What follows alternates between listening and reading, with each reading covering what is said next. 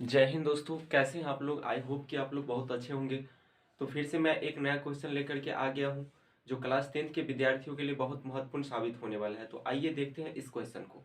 देखिए यहाँ पर मैं क्वेश्चन लिख लिया हूँ।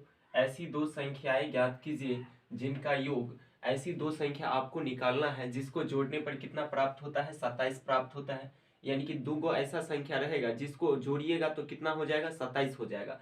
और उसी दोनों संख्या को अगर आप गुना करते हैं तो हो जाता है 182। ध्यान दीजिए, उस दोनों संख्या को अगर आप जोड़ते हैं तो होता है 27, और उसी दोनों संख्या को अगर आप गुना करते हैं तो होता है 182। सपोज कीजिए, मान लीजिए आपके पास जैसे मान लीजिए 6 है और 3 है। अगर 6 और 3 को जोड़ते हैं तो होता है 9, और 6 और 3 को गुना करते हैं तो होता है 18। तो इसी प्रकार का दो संख्या है, जैसे कि दो संख्या को जोड़ता है तो हो जाता है 27, और उसको गुना करता है तो हो जाता है 182। ये संख्या नहीं है, ये आपको एग्जाम्पल के लिए हम बताए हैं। चलिए देखते हैं। अब ध्यान दीजिए, यहाँ पर कह रहा है कि उसको जोड़ने पर कितना होता है, 27 होता है। मान लीजिए दो संख्या को जोड़ते हैं तो 27 होता है। तो हम यहाँ पर लिख सकते हैं पहली संख्या। सपोज कीजिए हम पहली संख्या मान लिए x, पहली संख्या मान लिए x। तो आप यहाँ पर दूसरी संख्या लिख सकते हैं ऐसे।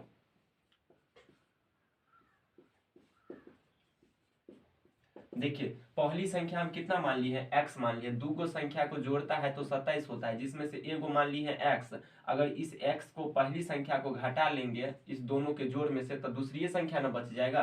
तो मान लीजिए हम पहली संख्या मान लिए x, तो आपका दूसरी संख्या दोनों का जोड़ कितना है, 27 है। तो दूसरी संख्या हो जाएगा 27 माइनस x। तो आप इस तरह से संख्या मान सकते हैं। तो पहली संख्या आपको समझ में आ गया होगा और ये दूसरी संख्या भी समझ में आ गया होगा। अब देखिए फिर प्रश्न से हम काम करते हैं। कहता है गुणनफल, यानी कि इस दोनों को अगर आप गुना कीजिएगा तो कितना होना चाहिए, 182 के बराबर होना चाहिए। यहाँ पर मैं लिख देता हूँ अच्छा से, 182। अब देखिए क्या करेंगे, पहली संख्या आपका है x और दूसरी संख्या है 27 माइनस एक्स। अब देखिए दोनों को गुना करने पर कितना होनी चाहिए, 182। अब देखिए यहाँ पर, अब मल्टीप्लाई आप लोग को सिखाए हैं और नहीं सिखा है तो यहाँ पर ध्यान दीजिए, अच्छा से समझ में आ जाएगा। पिछले वीडियो में हम सिखा दिए। अब देखिए x को गुना करना है कितना से, 27 से। तो आपका ये हो जाएगा 27x। अब देखिए यहाँ पर माइनस है तो अब इसी x को, अब इस x को गुना करना है इस x से। यहाँ पर माइनस है तो क्या हो जाएगा, माइनस हो जाएगा। अब x गुने x क्या हो जाएगा, x स्क्वायर हो जाएगा। अब देखिए अब बराबर में कितना है, 182 है। अब देखिए यहाँ पर मैं थोड़ा सिस्टम से लिख लेता हूँ। जो जिसका घात बड़ा होता है, चर में अगर जिसका घात बड़ा है उसको क्या करते हैं, पहले लिख लेते हैं। तो देखिए ये माइनस एक्स स्क्वायर हो जाएगा, ये प्लस 27, इसका प्लस चिन्ह है, प्लस 27x। अब देखिए RHS में आपका क्या है, ये अचर पद है। अचर पद को मैं फिर से LHS में ले आता हूँ। तो ये प्लस है तो क्या हो जाएगा, माइनस 182 हो जाएगा, बराबर क्या हो जाएगा, 0। अब देखिए आप लोग गुणनखंड पढ़े होंगे, दोनों साइड वाला को क्या करते हैं, दोनों साइड वाला को गुना करते हैं, और जो गुना करके होता है उसका गुणनखंड करते हैं। और उसी गुणनखंड में पता चल जाता है कि इस बीच वाला को कई दो भागों में बांटना है। तो आप देखिए आप दोनों x माइनस एक्स स्क्वायर और माइनस 182 को अगर गुना कीजिएगा तो ये आपका प्लस 182 एक्स स्क्वायर हो जाएगा। तो फिलहाल एक्स स्क्वायर को मैं इधर ब्रेक करता हूँ, एक्स स्क्वायर को, और 182 को तोड़ता हूँ। तो देखिए इसका जो आप गुणनखंड कीजिएगा तो कितना हो जाएगा, ये हो जाएगा 9, ये हो जाएगा 1। अब आपका 7 से लग जाएगा, ये 13 सते 91। अब देखिए इसका जो गुणनखंड किए तो ये आप इस लिख सकते हैं 7 2 गुने 7 यानी कि 14, और ये 13। देखिए 14 13 को अगर आप जोड़ते हैं, 14 13 को जोड़ते हैं तो हो जाता है आपका 27। और 14 13 को आप गुना करते हैं, 14 13 को आप गुना करते हैं तो हो जाएगा 182। गुना करके आप ट्राई कर लीजिएगा।